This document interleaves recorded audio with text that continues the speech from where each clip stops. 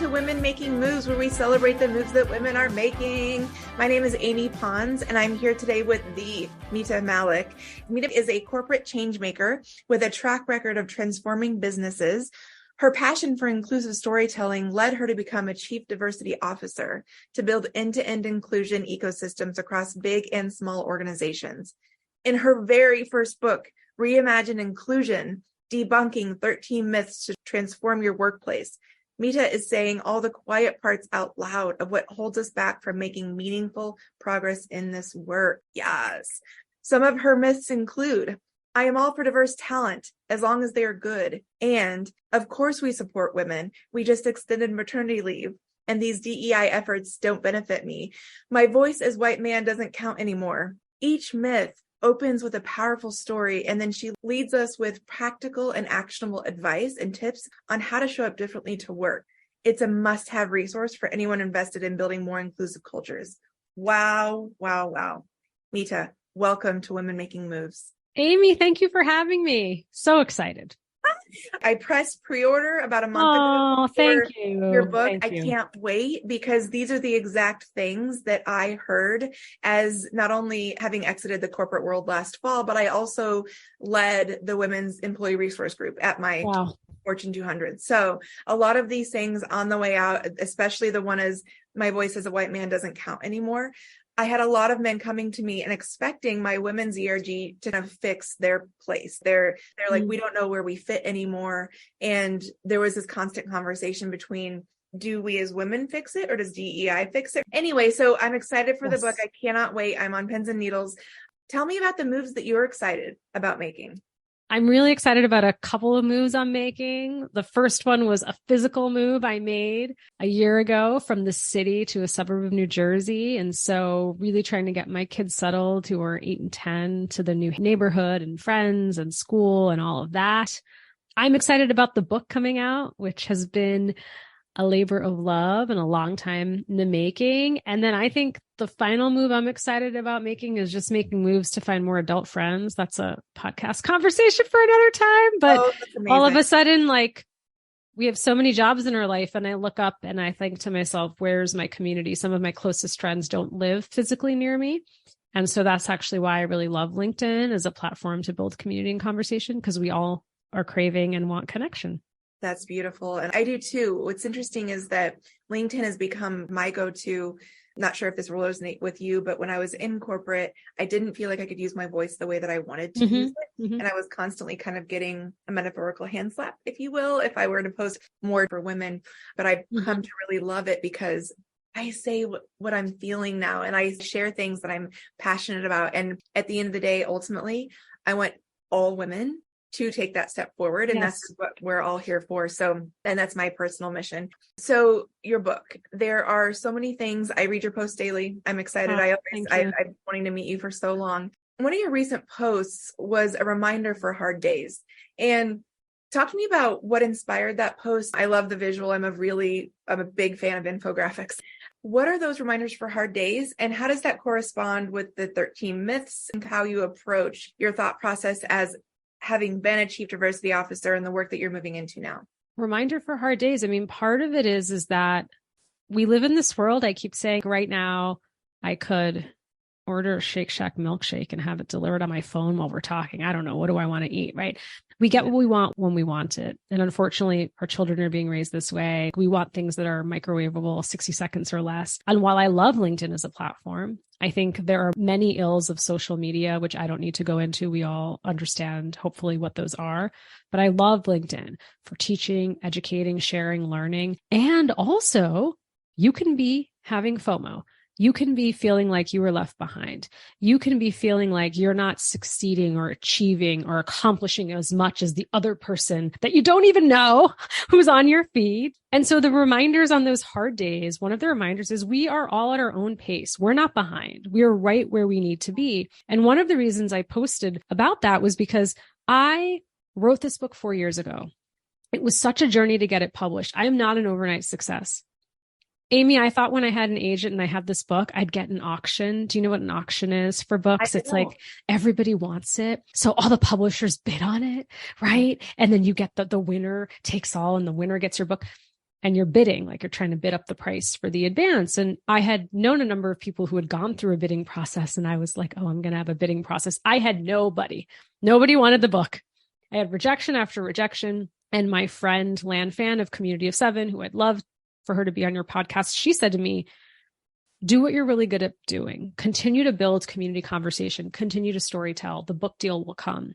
And it did come through my own podcast, Roundtable Talk, because my friend DC Marshall had a deal with Wiley and made the strategic introduction. Wiley actually came to her, and the email she had, the subject said, Mita Malik. And the editor, Victoria, who's now my editor, said, your co-host seems amazing. Does she have a book deal? So rejection is redirection. And as I clapped and applauded and watched all of my friends and thought leaders in the marketplace getting books, I was like, my time will come. There's a reason why my book didn't come when it did. And you know what? If my book came out 4 years ago, Amy, well, you probably wouldn't have had this podcast yet, but you also likely wouldn't have invited me on it because I didn't have a community and people who were interested in what I had to say and knew that I was providing value. I mean, even you, first time we're meeting, you have bought the book on a promise. You believe in me and my writing and what I have to say. You haven't read a word of it, but you're saying, I'm going to pre-order it. I want to talk about it on my show. And so that's what I'm actually, rejection is redirection. And so that was the reminder for Hard Days that we're all on our own race. We're not competing with anyone. We're just on our own race. We really are. That's a beautiful way of putting it. And to your point, I really love what you just said about if your book had come out 4 years ago, I was a completely different person, first of all. And to your point, yes, this podcast did not exist. So that's really gorgeous in and of itself. The 13 myths, I always reinforce that as we're navigating, the hard days are the ones where I don't find myself really comparing myself against someone else's journey. But when I was reaching out to you, I'm like, Mita Malik, oh my gosh, this heavy hitter in the equity space. I can't imagine having a conversation with her, and you're here and it's amazing. And we're on these beautiful paths for a reason. The journey is different. Is there something there within the myths that you can expand upon when someone is having a hard day, whether they're inside those walls or navigating something new like you and I are? Absolutely. The reason I wrote the book is because I wanted to say the quiet parts out loud of what holds us back from making meaningful progress in the workplace. We hold on to these myths, these stories, we think they're true, and we can't let go of them. Mm-hmm. So one of the myths that you alluded to is, of course, we support women. We just extended maternity leave. Mm-hmm. And so if you are a woman in an organization where your leader says that to you, you can feel gaslit, you can feel dismissed, you can feel minimized. Your reality is shaken because they're questioning why you might be bringing up things of why this is an inclusive workplace for women or areas of opportunity. And they can shut you down saying, we came up with all these policies and processes. And what I really talk about in that myth, for example, is that not all women want to be mothers, and creating an inclusive workplace for women, and particularly for mothers, is not just about maternity leave. And by the way, it's parental leave, because we talk a lot about the role men need to play in our workplaces and that men are also caregivers and can be caregivers. So there is this idea of you can have a leave and you can go on it and you can have all the great policies and processes, but how you might feel when you come back. Like when I came back from one of my leaves, I've had 2 children. How was your vacation? If you're here who's watching your kids, so you've decided to have a nanny raise your children, are you sure you're not going to go part-time? Why are you asking about the promotion? You have 2 young kids now. That'll come. Maybe you should be less ambitious. And those are the things, as you talk about imposter syndrome, those are the things that chip away at us, right? Over and over and over again. Because then I start to doubt, can I be a good leader and a good mother? Because all these leaders at work are making comments about questioning my commitment to my job and my commitment to motherhood. And yet those same questions would never be asked of my husband. In fact, we've had these conversations. No one's ever asked him any of those questions, right? Mm-hmm. And in fact, we talk about like the motherhood penalty and the fatherhood premium. Men are seen as more committed, more stable, more ambitious, more promotable when they become fathers. And I'm seen as a disheveled mess, right? And so that's how, when you talk about imposter syndrome and the myths, it's like when you keep being fed these stories that you know aren't true, you're just like, am I living in an alternate reality? This isn't true. This isn't what I experienced, but you're forcing me to believe that this is true.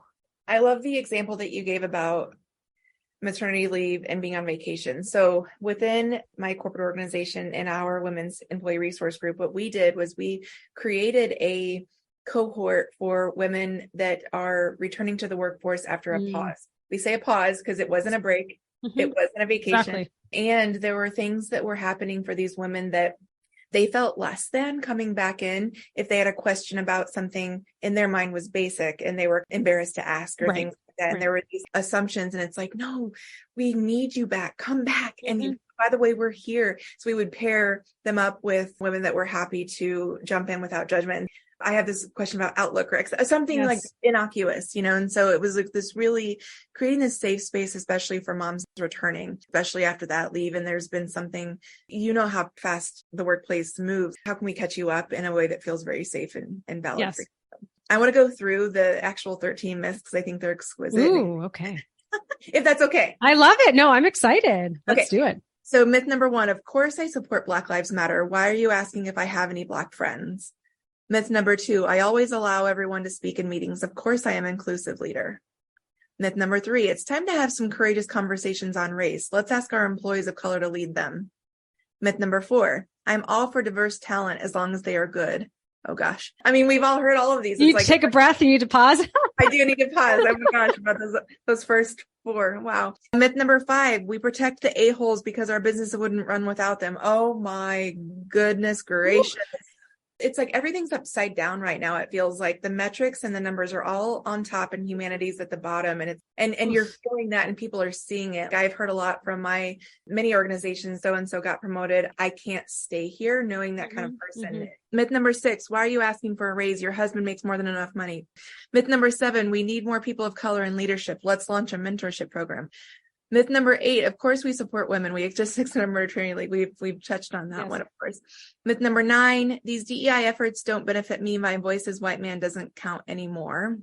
I had a very specific encounter when I left the corporate world last fall. I was, of course, interviewing new gigs and things of that nature. And I interviewed with a white man and I said, hey, as a leader, how do you support your diversity, equity, and inclusion? And he said, well, we have those, but I don't attend. I don't need to be part of those. I noticed that I was not going to be a good fit for that organization because the leader did not feel that those were important. Right. Myth number 10, no one can question our support of the LGBTQ plus community. Look at how much money we invest in Jude Pride Month. We aren't diversity washers. You're saying so many amazing things. Like only 3 more to go. Here we go. Wow. Myth number 11, our ad wasn't racist. It was simply a mistake.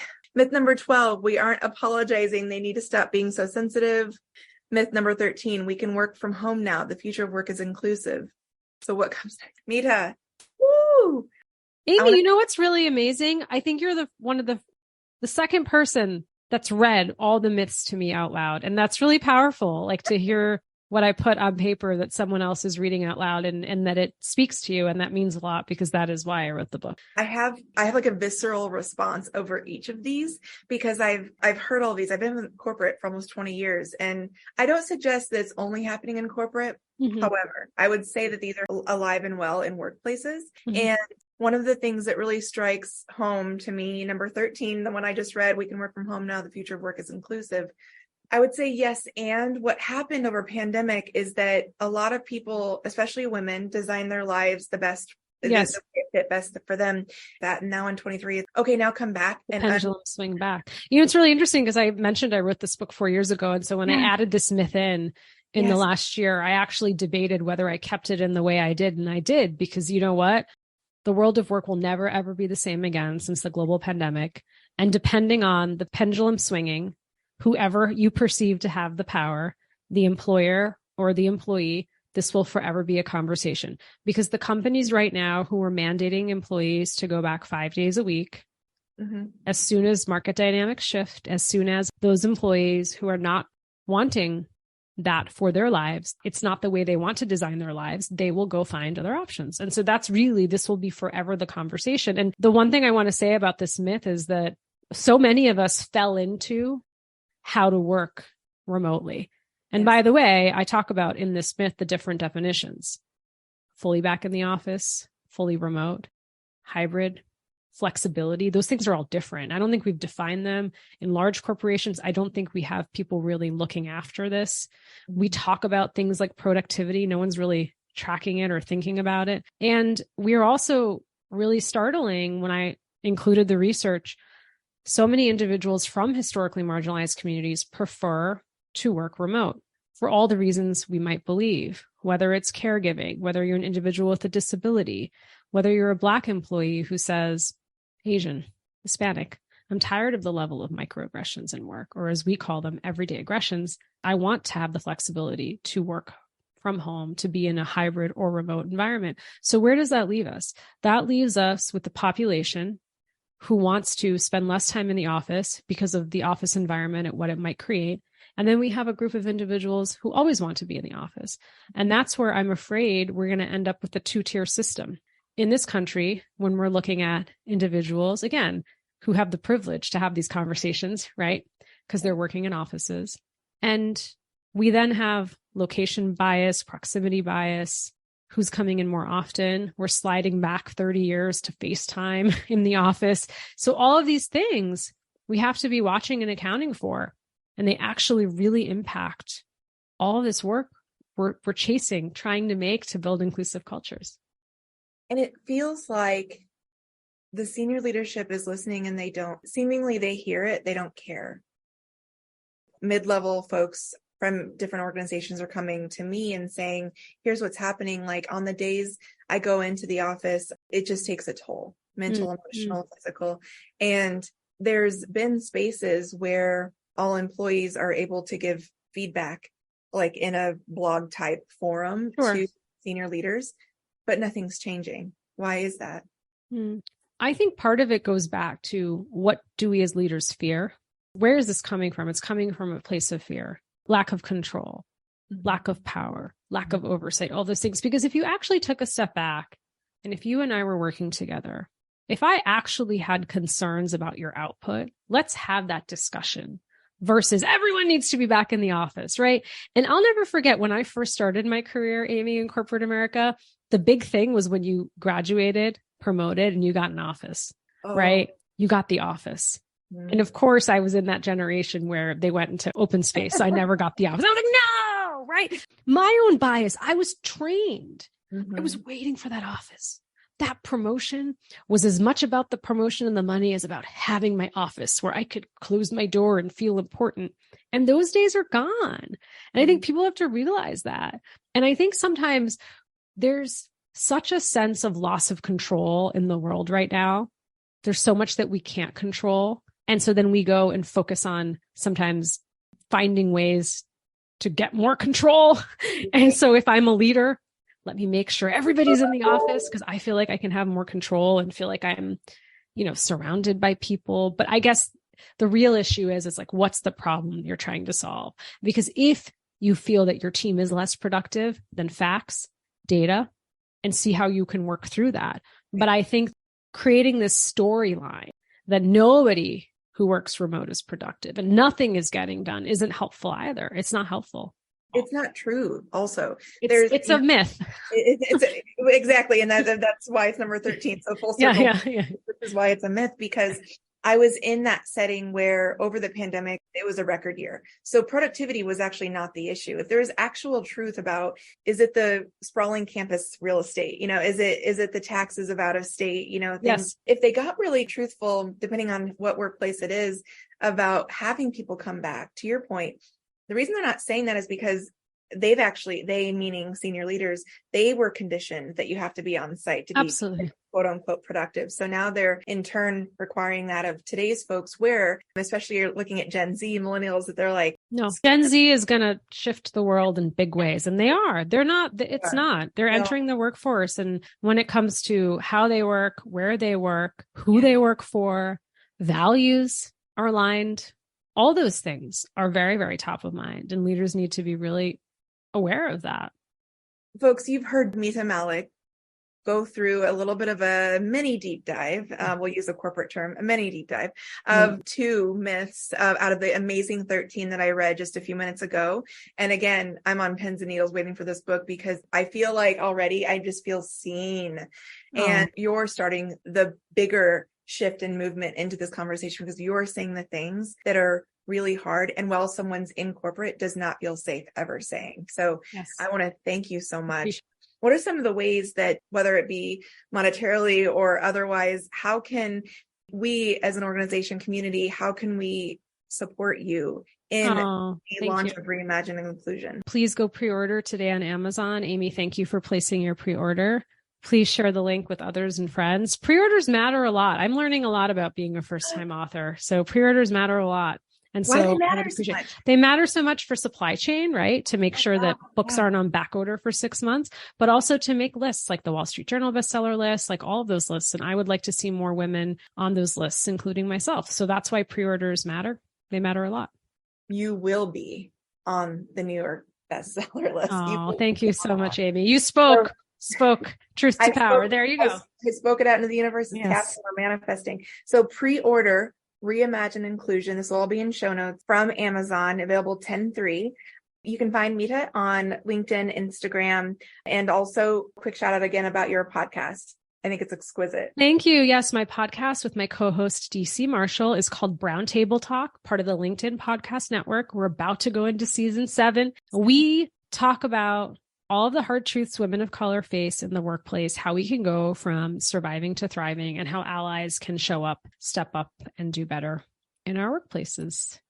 I want to say it one more time, pre-order Reimagine Inclusion on Amazon today and follow Mita on LinkedIn and Instagram. Any last remarks that you'd like to close out, whether with the 13 myths, any advice you have for some of those officers or senior leaders that feel the way you do, but don't have your confidence or courage, or feel that they can say the hard things that you're saying? What would you tell them? Well, first thing is, we all can make an impact. I don't care what part of the organization you sit in. If we each showed up to work tomorrow, just doing one thing differently, imagine the ripple effect. I'm not asking you to do 10 or 13, just asking you to do one thing in terms of how you're showing up, your behavior. And just remember, what is inclusion? At the end of the day, inclusion is about feeling valued, seen, and recognized. And we all want to feel included. And there's nothing like inclusion to be a driver of retention. Because Amy, I like you. I might even love you now. And if you offered me $30,000 more to come work for you, I'd say no. Respectfully, because guess what? I feel so included. I feel so valued, seen, and recognized by my employer. I wouldn't go anywhere else. And that's what we want people to feel, right? And so I just thank you for the impact you're making. And thank you for having me on your podcast. Thank you for making me feel included, seen, and heard, Mita. Oh, thank you, Amy.